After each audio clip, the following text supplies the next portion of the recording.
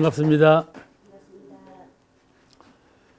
오늘은 제9 무범편 정산정사법어 제9 무범편 제2장 제2장은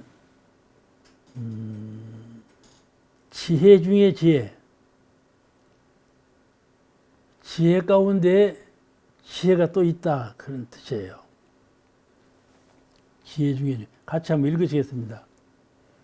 이 말씀하시기를 마음의 근본을 본말을 알고 마음 닦는 법을 알고 마음 쓰는 법을 잘 아는 것이 모든 지혜 중에 제일 근본되는 지혜가 되나니라. 경에도 사람이 삼세의 일체사를 알려면 법계의 모든 일이 마음으로 된 줄을 알라 하셨나니라. 이 본문만 읽으면 꽤 어려워요. 무슨 뜻인지 도무지 아무 뜻도 모르겠을 만큼 어려운 말씀으로 되어 있어요. 또 이 본문에 이렇게 말씀했어요.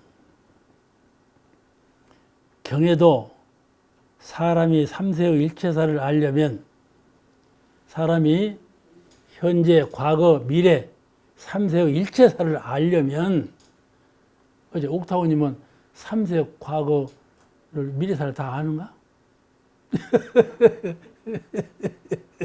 그러지.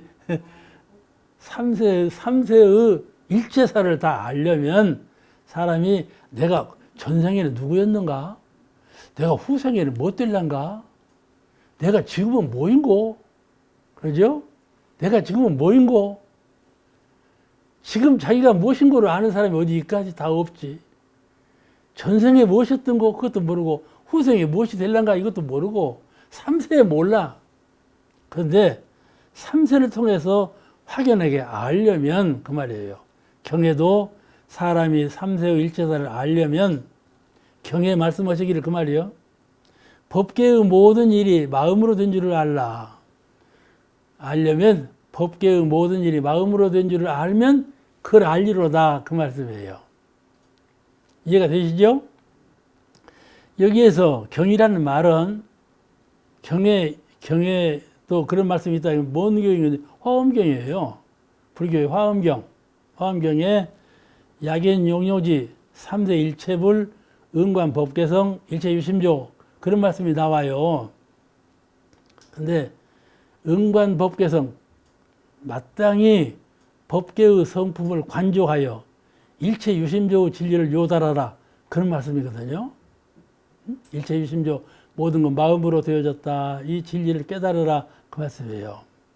그러면 누가 삼세 모든 부처님께서 깨치신 진리를 알고 누가 어떤 사람이 삼세의 모든 이치를 알고 깨치려면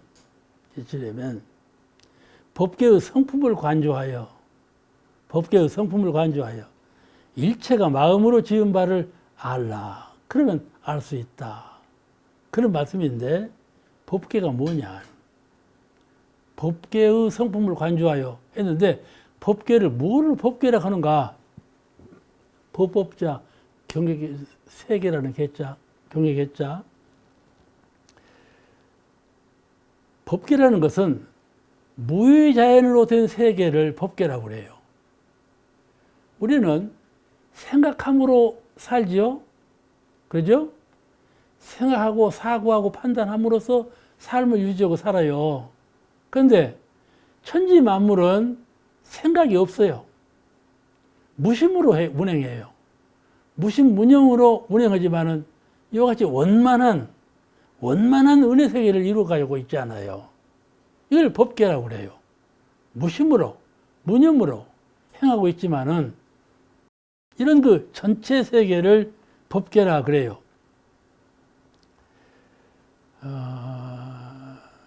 이것을 무의자연이라고 그래요.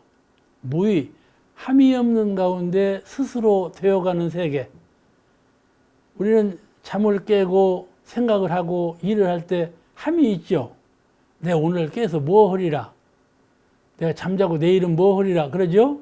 뭘 하리라. 그런데 천지 만물은 그럼 뭘 하리라가 없어요. 무의, 함이 없어. 그런 세계가 천지 그 세계거든요. 그걸 법계라 그런다 그 말이에요. 유정의 세계, 유정의 세계는 함이 있어요.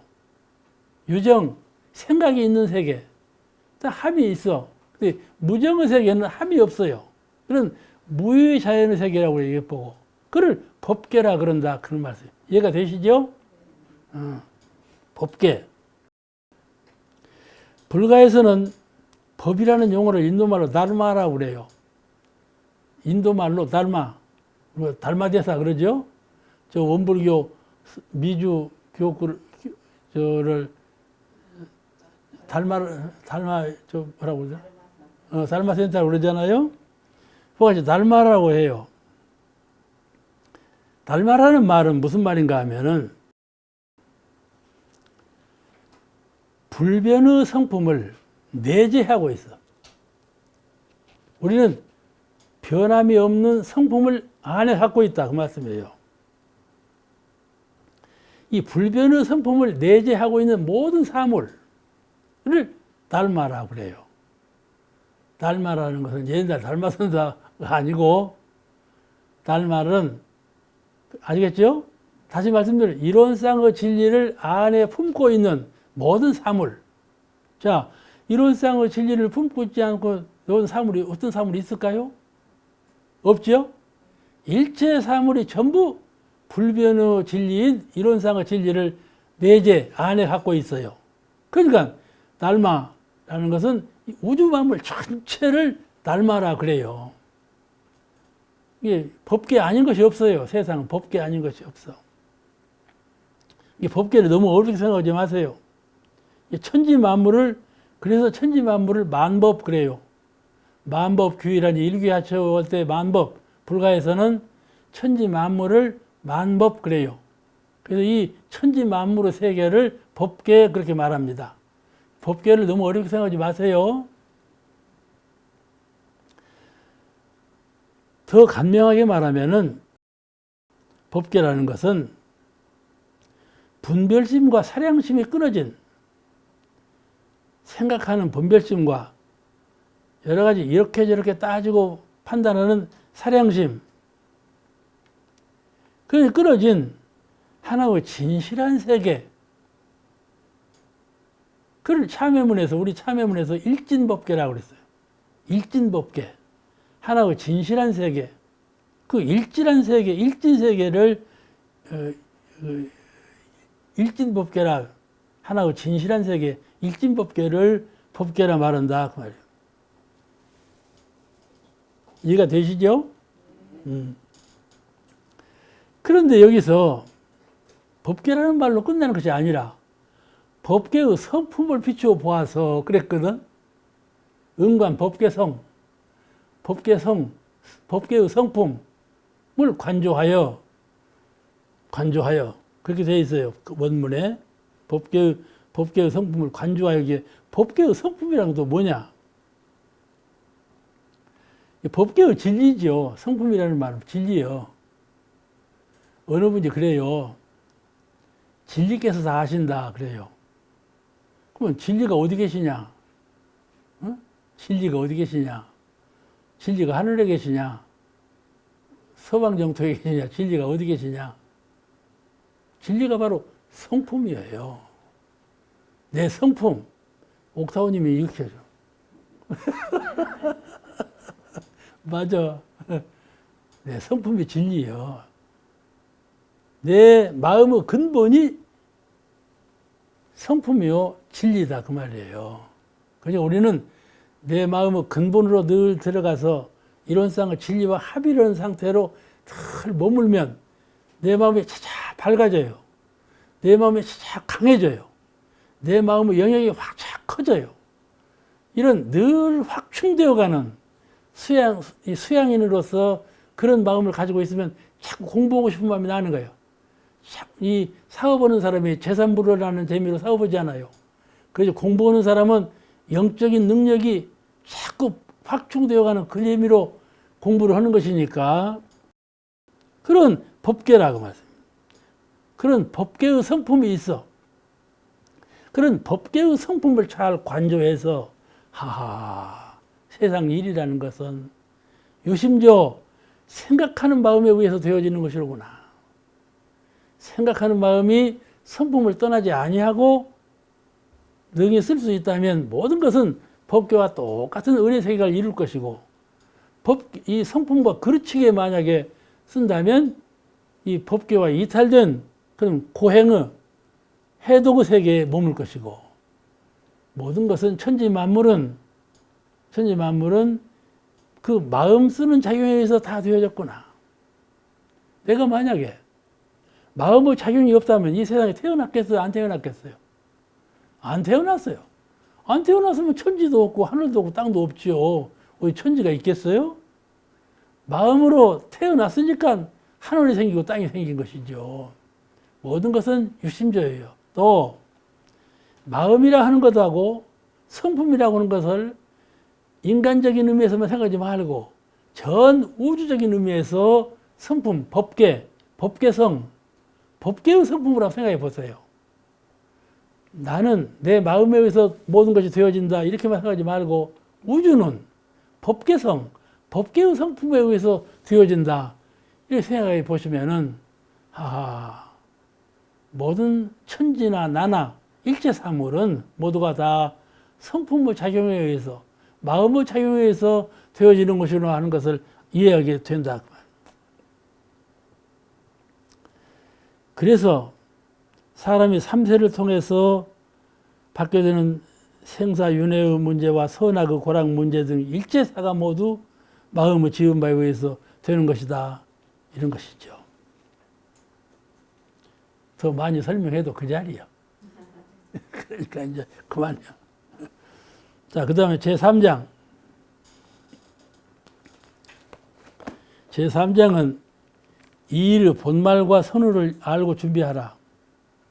이일의 본말과 선후를 알고 준비하라. 그래요. 나이가 늙으면요, 참 준비할 것이 많더만. 준비할 것이 많아요. 이대로 가면 큰일 나겠다 싶으니까. 근데 그 준비할 때 본말과 선후를 알아서 준비하라. 나이가 젊으면요, 아이고야, 세상 살려면 큰일 났다. 준비 많이 해야 되겠다. 그런 걱정이 생기거든요. 무엇을 준비할 것인가 하는 것이죠. 늙으나 젊으나 노인이나 여자나 남자나 내가 무엇을 할 것인가, 무엇을 준비할 것인가 할 때 본말과 선후를 잘 알고 준비하라. 그 말이에요. 오늘 이 제3장은 그에 대한 말씀이에요. 한번 읽으시겠습니다. 3. 말씀하시기를 모든 일에 본말과 선후를 찾아 미리 준비함이 있어야 하나니 눈앞의 이에 얽매이지 말고 영원한 장래를 놓고 보아 근본되는 일에 힘을 쓰라. 범상한 사람들이 일생을 산다 하나 결국 육신 하나 돌보는 데 그치고 근본되는 정신을 돌볼 줄 모르나니 어찌 답답하지 아니하리요. 이 일의 본말과 선후를 알고 준비해라. 우리 인생은 일과 공부 속에 살고 있어요. 일과 공부 속에 살고 있어. 근데 얼른 알기를 일이 근본인지 공부가 근본인지 물을 때, 그럼 당연히 공부가 근본이죠. 이렇게 대답을 하죠. 이건 쉬운 대답이야. 그 순서를 알 때 우리는 많은 공부를 했기 때문에 공부가 먼저죠. 이런 대답을 할 수가 있어. 세상 사람은 그래 안 해요. 공부는 무슨 공부? 그렇죠. 공부는 무슨 공부? 일만 잘하면 되지. 이렇게 대답을 하거든요. 일만 잘하면 되지. 그러니까요. 세상 사는 의미를 돈만 잘 벌면 되지. 병만 안 걸리면 되지. 행복하게 살면 되지. 이렇게 결론을 내리는 것이죠. 남하고 비교해서 복되게 살면 되지. 무엇을 공부하고 따지냐. 원불교는 어렵게 공부해갖고 그냥 나는 원불교 못 가겠더라. 우리 같이 좀 쉽게 하지. 이런 말이 나오는 것이 이유예요. 공부는 쉬운 것이 아니잖아요. 근데 이 사람으로 태어나서 공부와 사업 간의 생활 간에 무엇이 근본이고 무엇이 지엽이며 무엇을 우선적으로 해야 되고 무엇을 그 다음 순서로 해야 되는가에 대해서는 확연한 견해를 갖고 살아야 돼. 대종사님께서 수양연구요론은 원불교 초창기 교서예요. 처음에 이제 가르칠 것을 준비하실 때 수양연구요론을 책을 만들어 가르쳤어요. 그 수양연구요론 최초에 하시는 말씀이 인생의 요도는 수양에 있고 이래서 제일 첫 마디가 인생의 요도는 수양에 있고 인생이라는 것은 수양하는 데 본의가 있는 것이다. 또 그럼 수양은 뭐로 하느냐? 수양의 목적은 연구에 있고 수양의 목적은 해도 지혜를 밝히는 데 있다. 아시겠죠? 인생이라는 것은 수양의 요도는 인생에서 인생을 살아가는 도가 있는데 그 가장 요긴한 도는 수양하는 것이다. 그 수양은 왜 하느냐 하면은 연구력, 지혜를 얻기 위해서 하는 것이다. 연구에 있고 연구의 목적은 회복을 구함에 있다. 그 지혜를 구하는 것은 복족, 해족, 지혜와 복락을 원만하게 갖추는 데 있다. 그렇게 말씀을 하셨어요. 또 공부를 하고 일을 하는 데에도 또한 순서가 있죠. 또 선호가 있어야 되고 그래야 원만한 성공을 하는 것이에요. 이에 대한 말씀을 이 장에서 하고 계시는데 이 본문에 의해서 설명을 드리겠습니다. 본문에 모든 일에 본말과 선호를 찾아 미리 준비함이 있어야 하나니 눈앞의 이해에 얽매이지 말고 영원한 장래를 놓고 보아 근본되는 일에 힘쓰라. 그렇게 말씀하셨어요.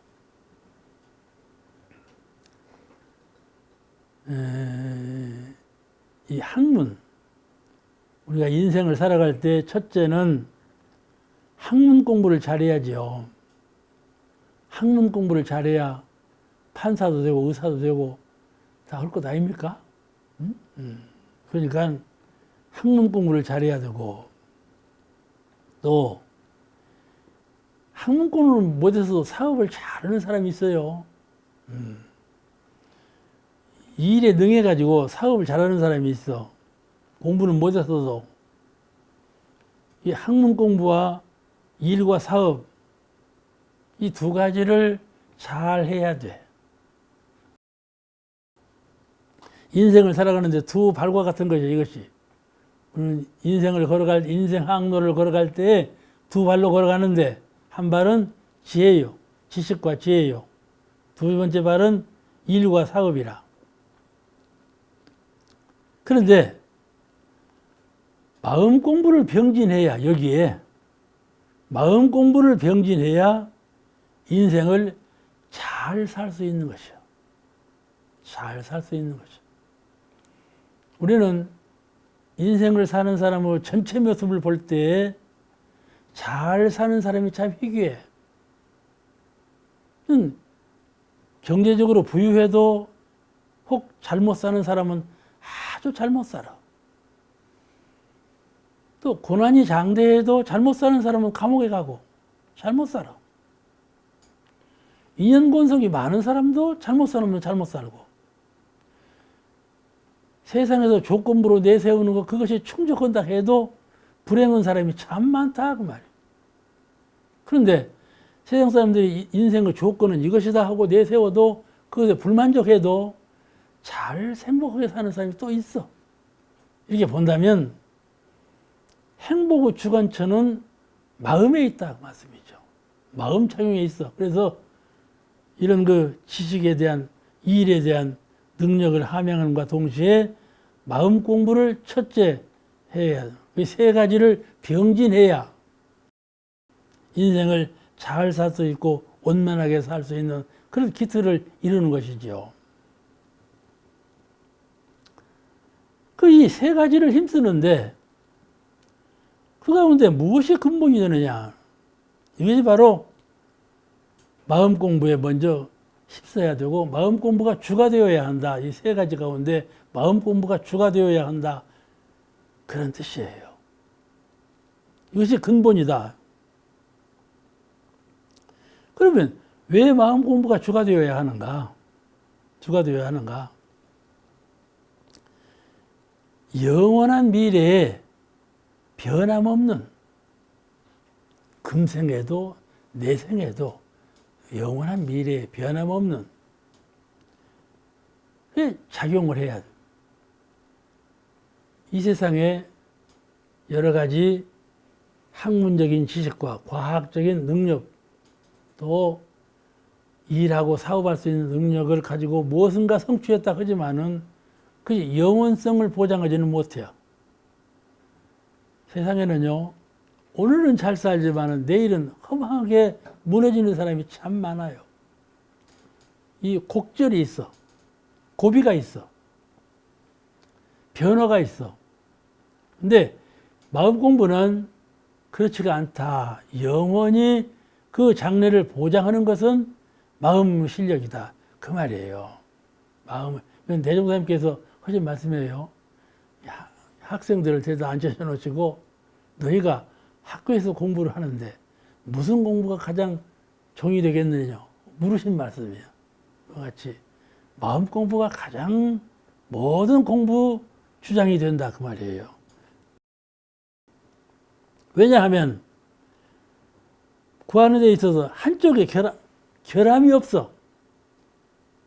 일하는 데에도 학문 공부하는 데에도 그것으로 따르는 모든 행복의 조건에 결함이 없어.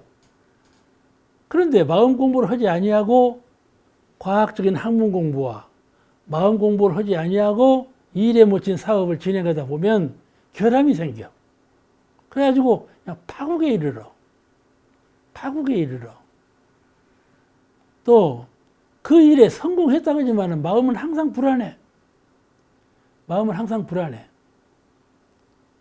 그러므로 마음 공부가 주가 되어야 한다. 다시 말씀드리면 세상 일에 아무리 성공을 해도 큰 고비, 생사고비는 넘지 못해. 큰 고비, 육도윤회의 길을 밟지 않을 수가 없어. 그 일을 당할 때 과연 어느 능력자가 그 문제를 해결할 수 있느냐 하는 문제죠. 과거 서가모니 부처님께서 나도 저와 같이 늙고 병들고 죽겠구나. 늙고 병들고 죽겠구나. 그 이 일을 어찌할꼬? 그래서 도를 이루신 것처럼 학문적인 능력이나 일이나 사업의 능력이 늙고 병들고 죽는데 따라가지 못한다 이 말이에요. 마음 공부는 이와 같이 영생사를 해결하는 문제예요. 마음 공부를 잘하면 학문을 해도 행복하고 사업을 해도 행복하고 결함 없는 인생을 살 수가 있다. 그러므로 마음 공부가 주가 된다 그 말씀이죠. 올여름은 40도가 넘었다고 그래요. 그래서 내가 어디를 갔어. 동생 집에 가니까 오늘 40도가 넘었는데 형님 오셨나요? 그러더라고. 나 40도가 넘은지도 몰랐는데.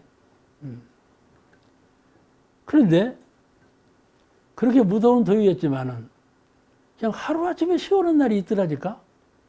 오늘은 이상스럽게 시원하다 했더니 그날이 입추예요. 그래서 참 옛날 사람이 어떻게 입추를 알았을까? 과학도 그렇게 목매해서 무슨 과학적인 소재가 없는데 어떻게 입추를 알아내갖고 그날은 입추로 딱 정해놓고 이날부터는 시원해진다 그랬을꼬. 그러더라니까. 그러니까 지금의 과학 문명 시대에 여러 가지 지혜로운 물건을 발명하고 발견하는 이 일이나 옛날에 아주 목매어던 시대에 입추를 알아내는 지혜나 같지 않아? 인간의 지혜는 같아. 그때의 지혜나 지금이나 같아. 그러나 과학적인 학문이나 일에 대한 성공 이론 지금이나 그에는 같지 않거든.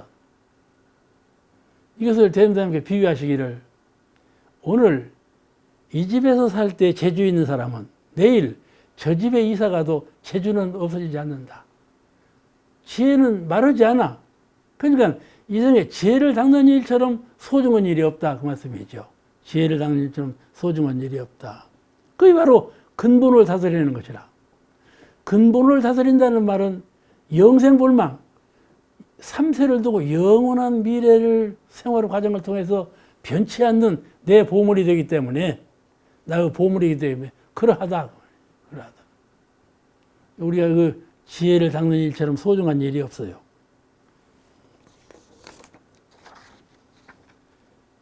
그러니까 이 세상 일은 뭐니 해도 마음 공부처럼 근본되는 것이 없고 먼저 할 일이 없어요.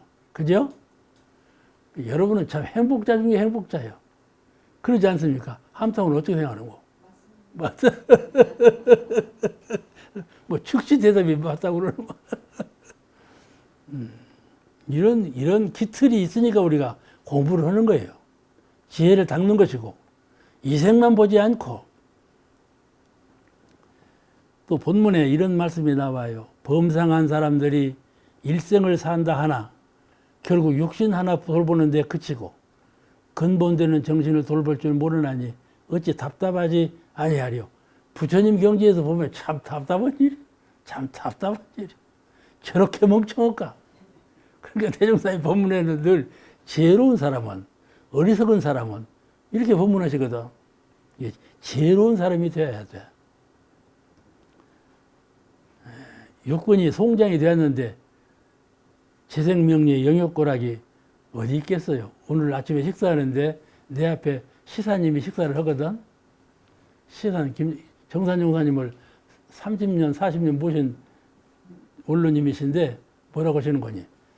나는 이제 재생명리가 현미경으로 봐도 없어. 그렇더라고. 현미경으로 봐도 나는 재생명리가 없어. 이제 노인 되면 재생명리가 자동으로 떨어져 버려. 이 송장이 되면 나중에 송장 되면 참말 없어져 버리지 않아요? 그런 거예요. 육군이 송장 되면 다 없어져 버려. 그 남는 건 뭐냐면 지혜예요. 남는 건 지혜예요. 공정영지의 광명. 다시 말하면 이론의 광명이거든요. 그렇죠? 이론의 광명, 이론의 위력, 이론의 자유. 이 세 가지 조건은 멸하지 않는다 그 말이죠. 그러므로 이 공부를 부지런히 힘써 나가야 되겠어요. 세상에서 유일하게 자기를 위하는 것은 마음 공부 하나뿐이에요. 제4장. 4장은 사막으로 의식주를 구하라. 그런 내용의 말씀인데 먼저 한번 읽으시겠습니다. 펴시고 4. 학인이 묻기를 굶주려 죽어가는 사람에게는 법보다 밥이 더 중요하지 않사오리까 말씀하시기를 본말로 논하자면 법이 근본이요 밥이 말이 되나 우리의 육신을 보호하는 데에는 밥이 선이 되고 법은 후가 되나니 그러한 경우에는 밥을 먼저 먹어야 되고 일생 생활의 체를 잡는 데에는 정신을 근본 삼아 수양 연구 취사로서 의식주를 구해야 하나니라. 앞의 장에서 이제 사음으로 본과 말에 대해서 충분한 말씀을 하셨어요. 근데 오늘 이 장은 그 사음으로 본과 말에 대한 더 구체적인 로 설명하신 법문입니다. 모든 일과 물건, 사물, 모든 일 또 물건들은 그 사물대로 근본이 있어. 그 사물대로 근본이 있고 지엽이 있다 그 말씀이죠.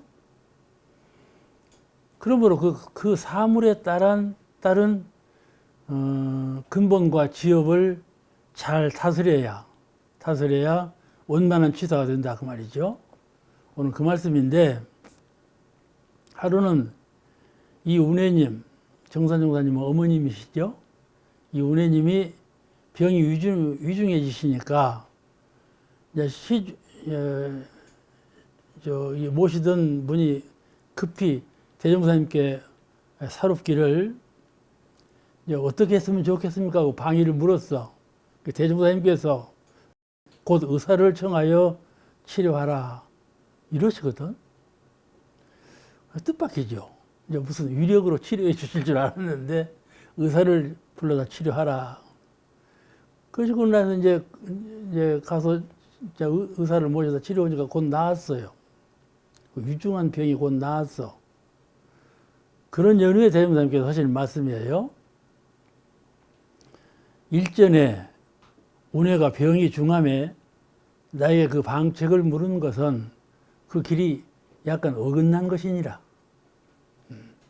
병이 났을 때 대종사님께 와서 그 몸 병을 치료해 달라는 것은 길이 잠깐 어긋났다. 나는 마음병을 치료하는 의사고 몸병은 의사에게 문의하는 것이 옳은 길이다. 이 말씀을 하신 대문이 있죠? 대종에게 나오죠? 육신병 치료는 나에게 문의하고, 병신병, 마음병 치료는 나에게 문의하고 육신병 치료는 의사에게 문의하라. 그러신 것이죠. 우리 마음과 육체의 총체적인 근본은 이론상이에요. 육체의 근본도 이론상, 마음의 근본도 이론상, 모든 사물의 근본은 이론상이지만은, 이론상인데, 정산종사님은 우주와 인간의 원리를 영기질, 영과 기와 질, 이 3요소로 설명하신 대문이 나와요. 이제 법어 공부할 때 그 나왔죠? 영기질. 3요소로 말씀하신 법문이 있는데, 그 중에 마음은 영기로 조성이 됐어요. 영기, 신령령, 영자, 영혼, 또 기운, 기자. 영혼과 기운으로 마음이라는 것은 영과 기가 합일된 상태로 마음이 되었다. 그 말이에요. 이해가 되시죠? 그러면 질, 물질은 어떻게 되냐? 기와 질이 합일이 돼서 육체가 됐어. 우리 마음은 영과 기가 합일이 돼서 마음이 되고, 우리 몸은 기와 질이 합일이 돼서 몸이 되었다. 그 말씀이에요. 그러니까 사람이 열반하실 때 영혼은 뜨고 이 기질은 그대로 숨 쉬는 경우가 있어요. 아시겠죠? 신체는 따뜻하고 안 간 것 같아. 예? 그런데 영혼은 떠버렸단 말이죠.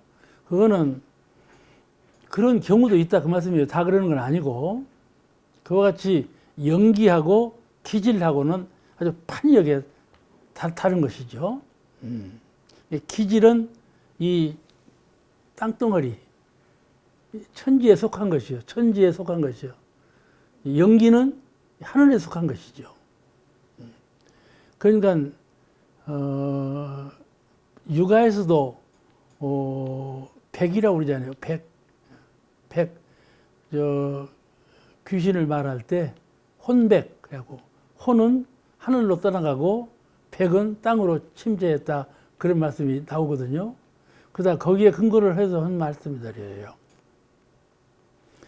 그런데 영기질의 3요소로 말씀하신 부분이 있는데, 그 중에 마음은 영기로 조성이 되고 몸은 기질로 조성이 되었기 때문에, 영기로 조성된 마음은 종교에서 다스리고 기질로 조성된 몸은 과학에서 다스린다. 그 말씀이죠. 이 판이 다르죠? 만약에 종교가 기질로 된 몸까지 다 다스리면은, 과거 성자들은 그런 성자가 있었어요. 몸의 병도 다 나서주고 그런 성자가 있었어요. 그런데 그렇게 되면 이 종교 방향이 무질서해져요. 무질서해져. 이 일을 해도 다 못하는데 저 일까지 하면 그게 되겠습니까? 그렇죠? 맡은 분야가 다른데 할 수 있는 능력은 있는 거예요. 없는 건 아니지만은 만약 그 일까지 하면 이 종교 분야에서 해야 될, 마땅히 해야 될 일이 무너지는 거라. 왜냐하면 마음을 공부해서 부처가 되는 일은 참 어렵습니다. 어려워. 그러나 그 길이 가장 정당한 길이고 바른 길이고 원만한 길이기 때문에 오늘 초보부터 잘 닦아가는 것인데, 그런데 마음을 공부해가지고 부처되기 위한 종교문에서 아시겠죠? 신앙과 수행을 병행해서 부처가 되는 또 광대무량과 낙원세계를 이루어가는 이런 종교문에서 몸병까지 다스리면은 그 번잡함이 어쩌겠어요. 사람들이 종교는 마음 공부는 무시해버리고 몸병난이라고 이제 혼신을 다할 거라. 아시겠죠? 지금도 그러지 않아요? 마음 공부는 등하놓고 몸병 나봐 그냥 털에 불 붙은 것처럼 난리가 나지. 마음병은 병도 아니요. 그죠? 그런 세상에서 만약에 몸병을 다스려 놓으면 무슨 일이 일어나겠어요? 그냥 가리를 탁 탄 거란 말이죠. 그런데 그렇다고 해서 우리 교도 입장에서 병만 나면 병원에 가. 그게 아니고 병은 마음으로 치유할 수 있는 근본이 있어요. 근본이 있어.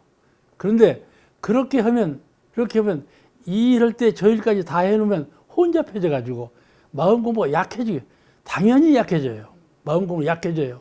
그러니까 마음 공부를 실답게 원만하게 하려면 전공 분야에 따라가야지 이것저것 다 하면 안 된다 그 말씀이죠. 그러니까 병은 첫째 마음으로 치유할 생각을 해야 돼요. 힐링이라고 그러잖아요. 힐링. 마음으로 치유하는 정신을 가져야 돼. 그렇죠? 병이 마음에서 난 거예요, 다.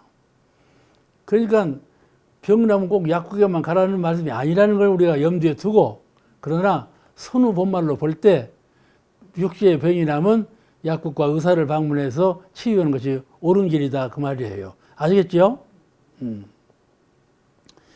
이 본문에 의해서 해설해 드리겠습니다. 본문에 굶주려 죽어가는 사람에게는 법보다 밥이 중요하지 않사오리까, 이 질문을 했어. 여기 사람이 굶어서 죽어간단 말이야. 그러면은 그 사람에게 법설을 하면 되겠어? 밥을 줘야지. 그러지 않아요? 굶어서 죽어가는 사람에게는 법보다 밥이 중요하지 않사오리까, 이렇게 질문을 한 거예요. 이런 질문을 많이 해요. 이분이 이제 또 한번 한 거라. 말씀하시기를 본말로 논하자면은 본과 말로, 본말 아시죠? 근본과 지엽, 근본 뿌리와 이 끝에 해당하는 거 논하자면은 법이 근본이요. 그것도 역시 법이 근본이지만은 선으로는 선후, 법이 근본이요 밥이 말이 된다. 그 본질적인 말로는 그렇다고 말씀해요. 그러니까 일체 만물의 근본이라는 것은 다 이론상 진리에 소속된 것이죠. 모든 것의 근본은 이론상 진리니까.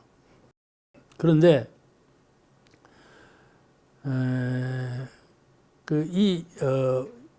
일체 만물의 근본은 이론상의 진리다 이 말씀은 우리가 그 만법규일의 원리를 배우셨죠. 만법규일, 모든 만법의 근본은 이론상이다. 하나로 모아진 자리 이론상이다. 그를 잘 체득해야 만물의 근본을 이해가 돼요. 근데 밥이 말이 된다. 그 말은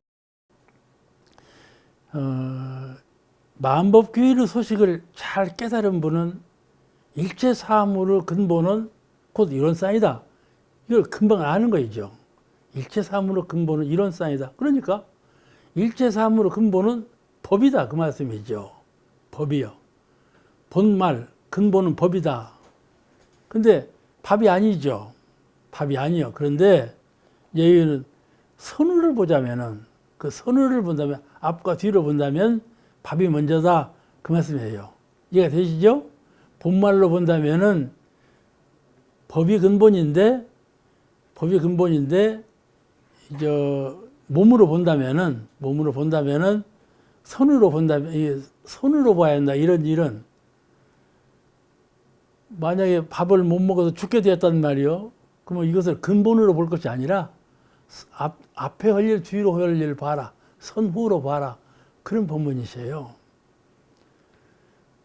왜 이 말씀을 하셨는가 하면 전에는 근본과 말을 따질 때 이 밥이 근본이 된다. 이렇게 해설해 왔었어요. 예? 근데 이것을 밥이 근본이 될 수는 없는 거다. 그 말씀이에요. 밥이 선이 되지. 선후로 구별을 해야지 그 근본을 바꾸면 안 된다. 그 말씀이에요. 아시겠죠? 오늘 그 말씀 하신 거예요. 말씀이 다르죠? 옛날에는 그렇게 해왔어요.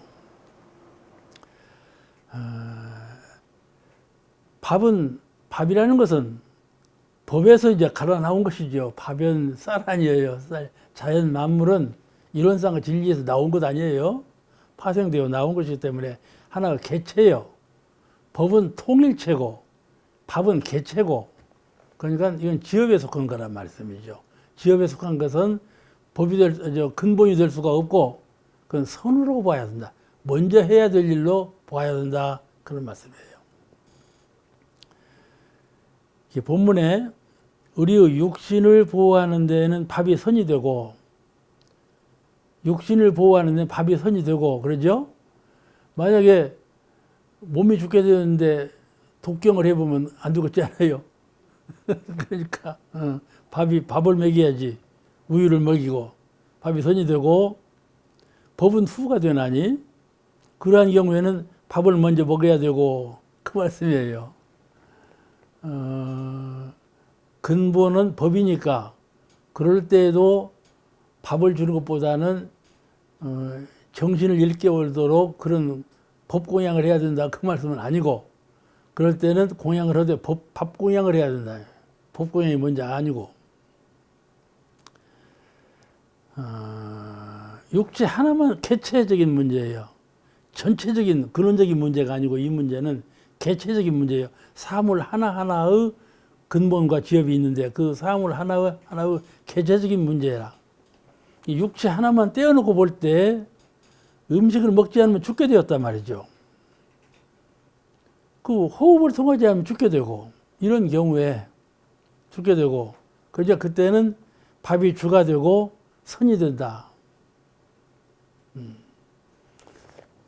그런데 그렇다 해서 밥이 근본이 될 수는 없는 것이죠. 그걸 잘 아셔야 돼. 밥이 근본이 될 수는 없어. 언제든지 근본은 이론상이죠. 법이 근본이 되는 것이죠. 선언은 다를지언정 법과 말, 본과 말을 혼돈되어서는 안 된다. 그런데 옛날에는 이것을 뒤집었어요. 법말로. 근데 그렇게 해서는 안 되고 그것은 선으로 봐야 된다. 그 말씀이에요. 그래서 대종경의 모든 사물에는 선우 본말이 있다고 말씀을 하신 것이에요. 이런 경우에 그 중요한 불교의 예화가 하나 있어요. 알기 쉽게 전해진 예화가 하나 있는데,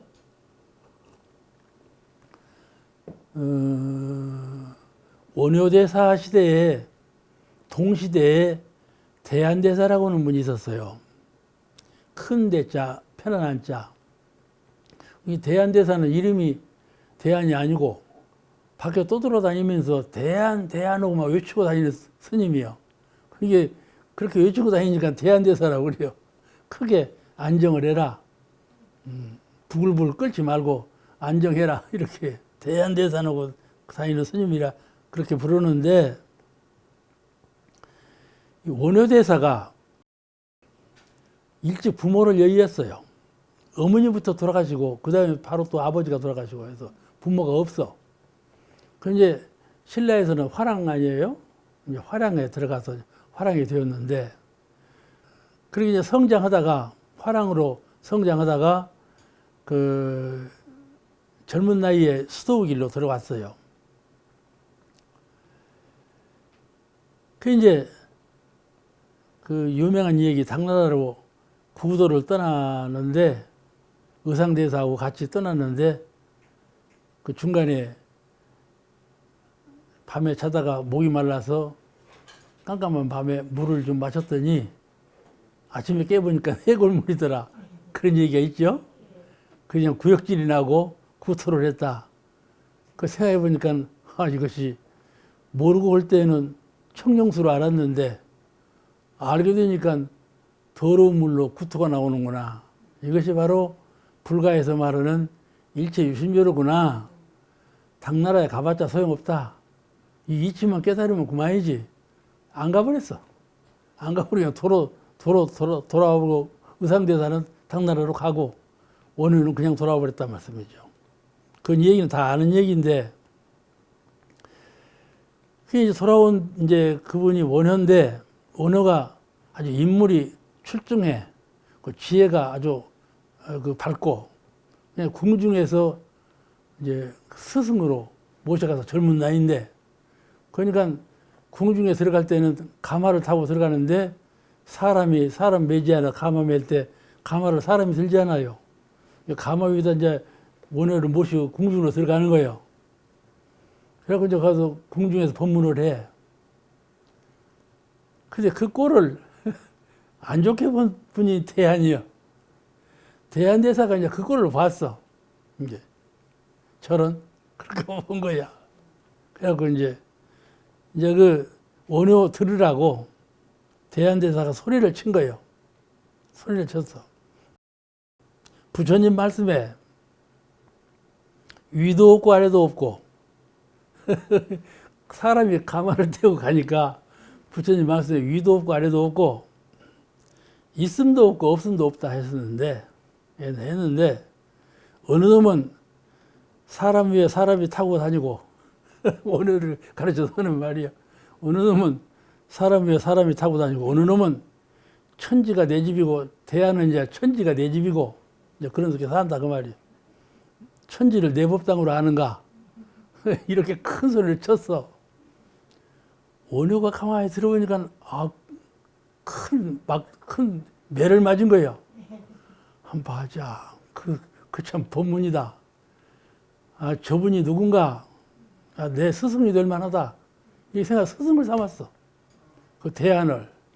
그래가지고 나중에 이제 대안은 어디서 사느냐 하면 신라 그 남산이라고 부처님 많이 모신 남산이라는 산이 있어요. 그 중턱에 토굴을 파고 살아. 토굴을 파고 사는데 그 토굴로 들어갔어. 대안을 만나려고. 그 이제 스승을 삼으려고 간 거예요. 국이 크구나 생각해가고. 근데 보니까 굴 속에 들어가 보니까 그 이름이 뭐지? 그지?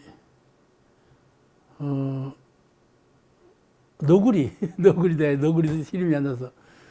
너구리 새끼가 어미는 죽어 있고, 너구리 새끼가 죽어 있는 어미 옆에서 이제 젖이 없으니까 죽으려고요.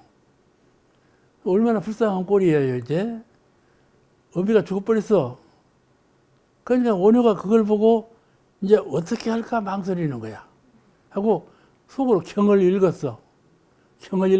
하도 어쩔 수가 없잖아요. 어미가 죽어버리고 너구리는 새끼들은 낳았는데 뭐 젖을 먹일 수는 없지 않나. 어찌할 수가 없으니까 아미타경을 읽었다고 그래요. 그때 대안이 들어온 거야.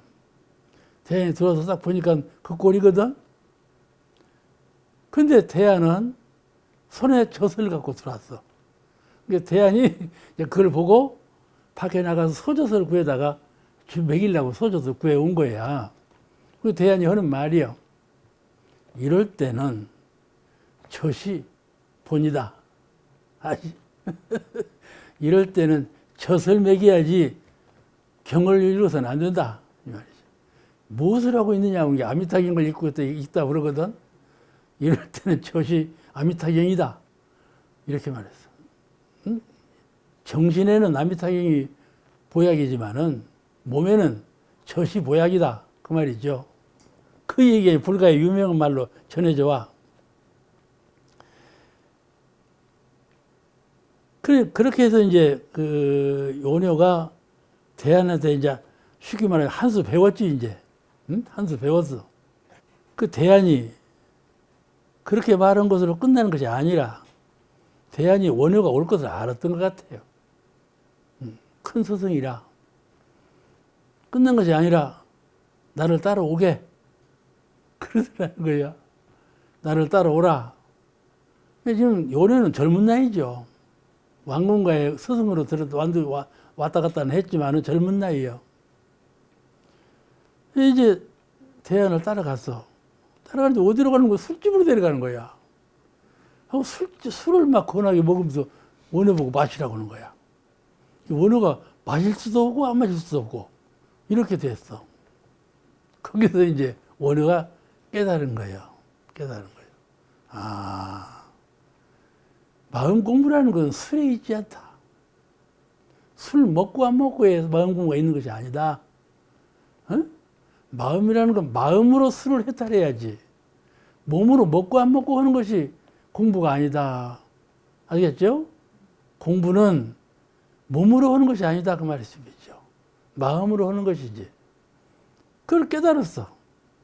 그 이제 그 계속 지금 대안한테 배우는 거예요. 이렇게 한 얘기가 있어요.